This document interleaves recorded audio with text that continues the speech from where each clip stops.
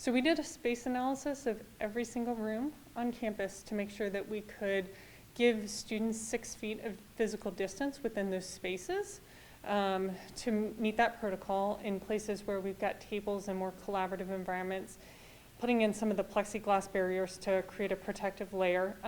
We won't be doing any large group gatherings. We'll connect virtually on those with those events to minimize the risk of unintentional spread in those communities. And also the cleaning and disinfecting. We've been working from the spring to make sure that we have in place and have on hand the cleaning supplies that we need to be able to regularly clean and disinfect all of our spaces. Fortunately, the way our school is structured, we do have the capacity to make those discretionary sort of differences based on developmental appropriateness and readiness. For young children, they're not as able to kind of be aware of their physical space and maintaining personal space. And so for them, our lower school structure allows us to keep students in kind of insulated groups so that the risk of exposure, right, is minimized by the number of students that they're potentially in contact with. In middle school, we're able to also maintain that to a certain degree, not to the same extent we are with our lower school students. Upper school gets a little bit harder, the way students rotate classes and to have the flexibility to continue in their academic progression the way that they normally would.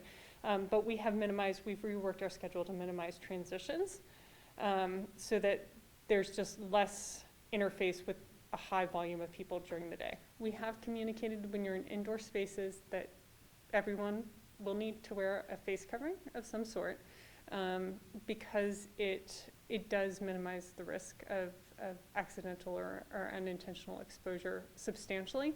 And given the level of community spread right now, we feel like that's the safest way for us to start school at this point. We also have beautiful outdoor spaces, and we plan to use those, and we've invested in shade. And that's a time where kids can take a break if they're not within 6 feet of someone from the mask.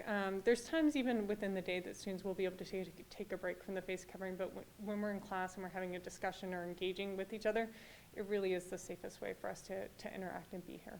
We haven't had any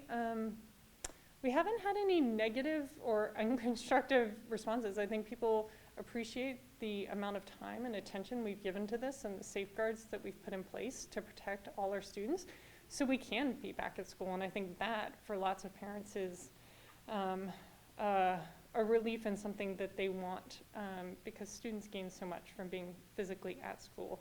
So it's been a lot of support and some questions to understand how it's going to work, and we've done sessions with our parents to help provide that clarity, and we'll continue to do that. But largely it's just been supportive and grateful that we've taken the time to plan ahead so that we can be ready to begin as anticipated.